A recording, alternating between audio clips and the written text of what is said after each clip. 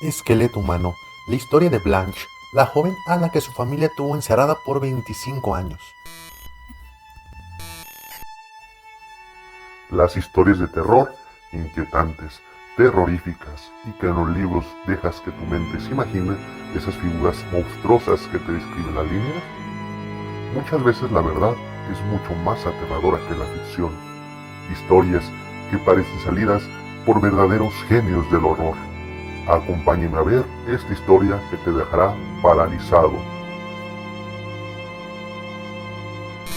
¿Qué sentirías si te encerraran por un mes sin nada más que tus pensamientos? Imagínate lo que sintió Blanche, que a la edad de 26 años fue encerrada en una habitación sin poder salir un solo día durante un cuarto de siglo, debido al enamoramiento prohibido por su madre. Blanche Monnier la encerraron en una habitación de su casa en la ciudad francesa de Poitiers. Era una joven enamorada, y lo que menos imaginaba era que en ese cuarto pasaría los siguientes 25 años de su vida. Su noviazgo no era aprobado y su castigo fue inclemente.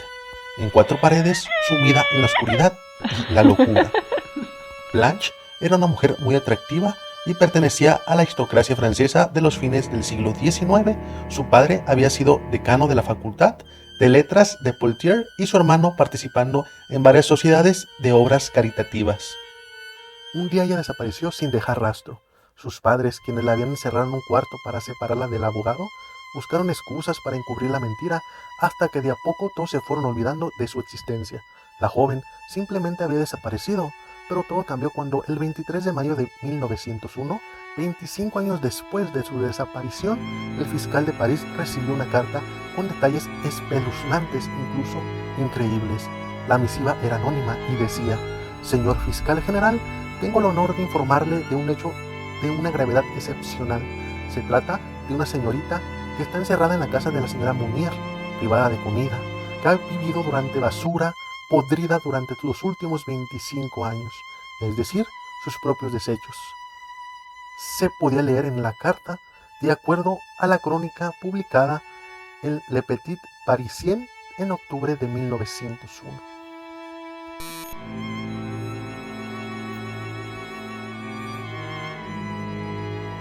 ¿Quién envió la anónima carta? Tal vez alguno de sus sirvientes, algún amigo, o tal vez alguien de la familia que, asqueado con la situación, se atrevió a hacer algo. Nunca se supo, pero al encerrar a Monnier el tiempo no la perdonaba, y un caso que nadie creía cierto, al fin se destapaba. Las mentiras, llegaba el tiempo de saber qué pasó con la joven desaparecida. Acompáñame y sigamos viendo esta aterradora historia.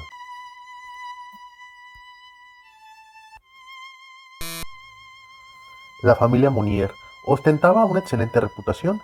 Louise Monnier, madre de Blanche, ya era viuda, tenía 75 años y gracias a sus labores en la ciudad había recibido un premio del Comité de Buenas Acciones.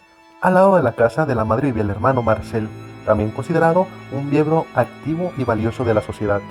Escépticos ante la denuncia, el fiscal parisino decidió enviar al comisionado central un hombre de apellido Boucheton, junto a otros investigadores.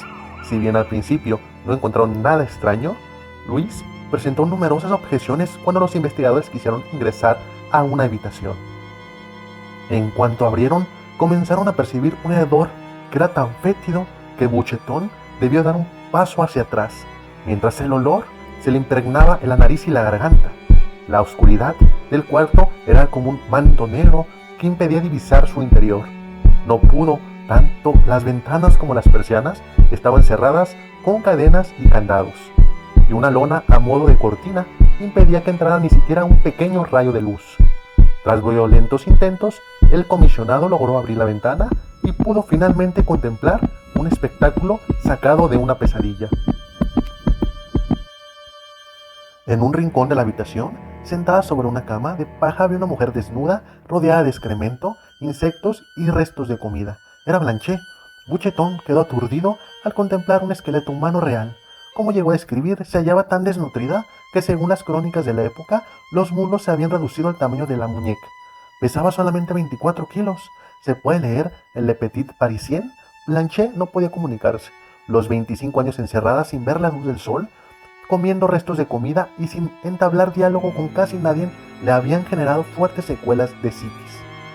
Los policías intentaron hablar con ella, pero solo contestaba con gritos, mientras le intentaban poner ropa para llevarla a un hospicio de salud mental. La mujer vivía un infierno lleno de sobras de ostras, de huesos de aves de corral y de carne. Su cuerpo no había rasgos de heridas ni contusiones.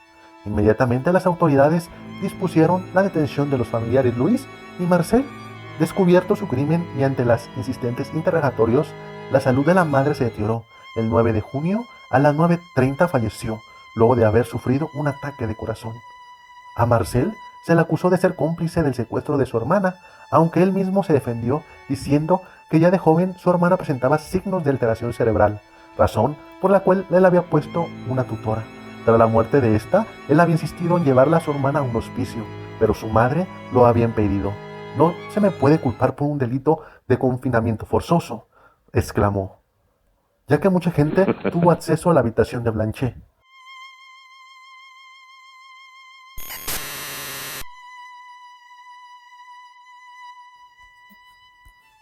¿Y tú qué opinas? Hipocresía de sus familiares que juraban amar a la secuestrada Blanche, pero con sus actos atroces no lo mostraban.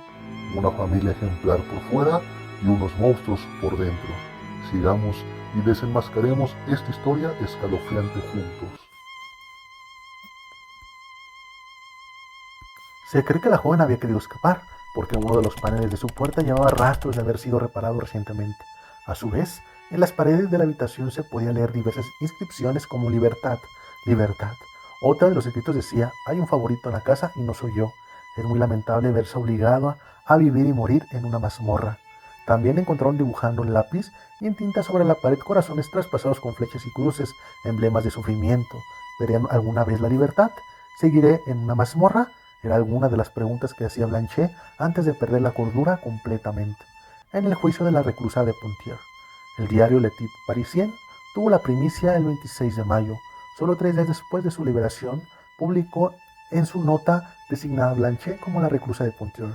La sociedad francesa enloqueció con la noticia. Rápidamente comenzó a circular la teoría de que Blanchet había sido condenada por haberse enamorado de un hombre que no tenía fortuna.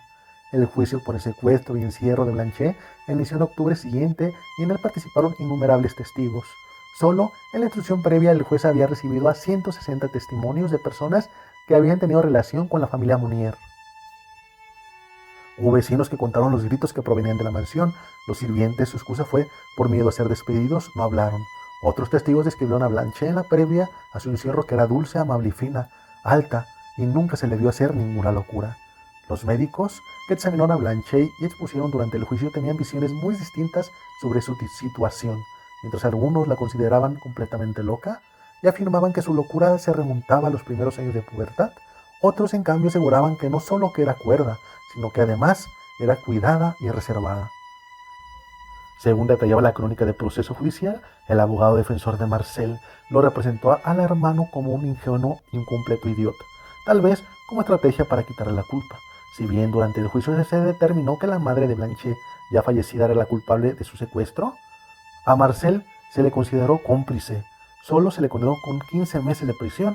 Una vez se determinó su condena, Marcel pasó sus últimos años en una mansión de los Pirineos, hasta que murió en 1913. Blanchet fue enviado a un hospital psiquiátrico donde no logró recuperarse y murió también en 1913. Una vida llena de sufrimiento y dolor. No parece un final justo, ¿no crees? Como te dije, las historias escritas e inventadas parecen cuentos de niños a comparación de la realidad. Que tengas un excelente día, volviendo tu día más interesante.